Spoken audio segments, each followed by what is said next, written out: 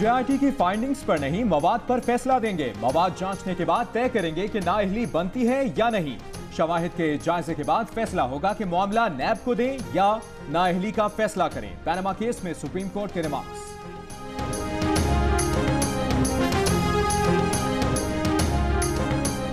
वजीर आजम ने यह कभी नहीं कहा कि वो फ्लैट्स के मालिक हैं।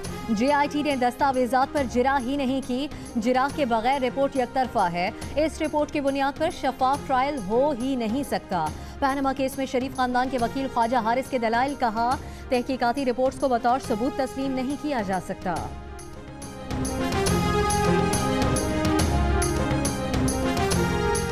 स्पीकर को दस्तावेजात दी गई तो हमें यानी जेआईटी को क्यों नहीं दी गई? कहा गया कि मनी ट्रेल मौजूद है तो फिर वो दी क्यों नहीं गई? वारिस सबूत शरीफ खानदान ने खुद अपने सर लिया था। अब आप दस्तावेजात नहीं देंगे तो कोई और निकाल लाएगा।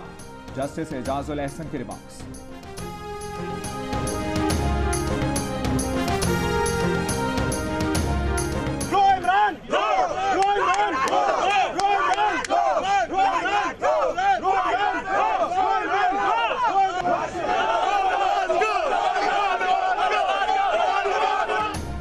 पैनमा के हंगामे पर गर्मा गर्मी और सियासी दर्जा हरारत उरूज पर। समात के बाद नून लीग और तहरीक इंसाफ के कारकुन भिड़ गए। एक दूसरे के खिलाफ नारेबाजी, शोर शराबा और धक्कम पेल। पुलिस एहलकार कारकुनों को एक दूसरे से अलग करते रहे।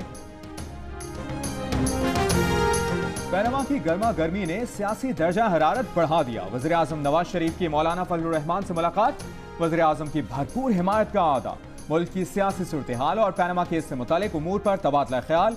ऑपोजिशन की एहतजाजी हिकमत अमली से निमटने के उमूर पर गौर किया गया।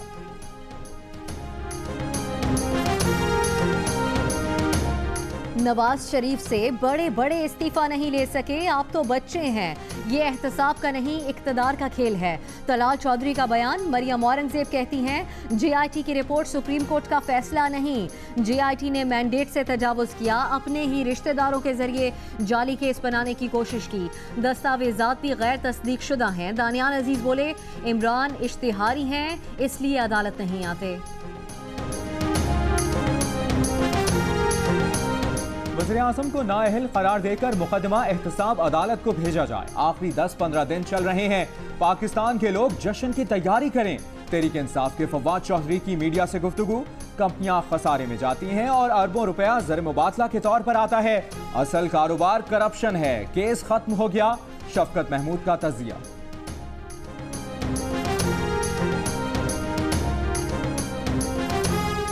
जिल्द नंबर 10 को खोला गया तो नवाज शरीफ दुनिया में मुंह दिखाने के काबिल नहीं रहेंगे। हुकूमत इस केस को जितना खोलेगी उतना ही फंसती जाएगी। खुर्शीद शाह का तज्जिया।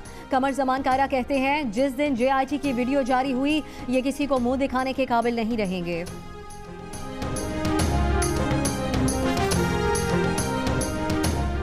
पाकिस्तान बार कौंसिल का एक बार फिर वज़ीर आज़म से इस्तीफे का मुतालबा।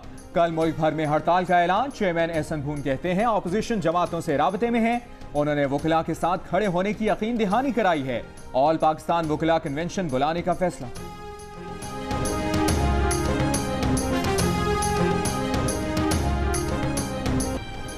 कराची के इलाके लियाकताबाद में रात गए 3 मंजिला इमारत गिर गई। 5 अफराद जाँ बहक, 12 जख्मी। मलबा हटाने का काम जारी।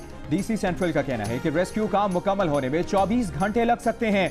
अहले इलाका का कहना है कि इमारत मखदूश थी, एक तरफ को झुक गई थी।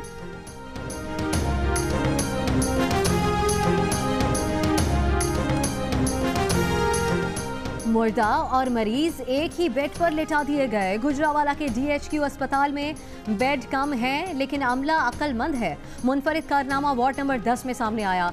सांस की तकलीफ का मरीज दम तोड़ गया। उसी बेड पर दूसरे मरीज को साथ लिटाकर चेकअप किया गया।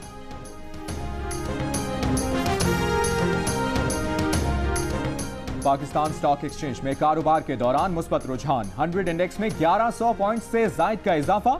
100 इंडेक्स 45,600 की सतह अबूर कर गया।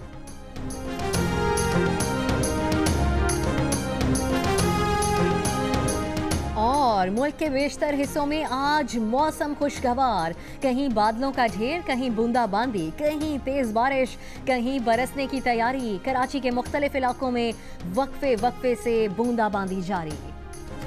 है।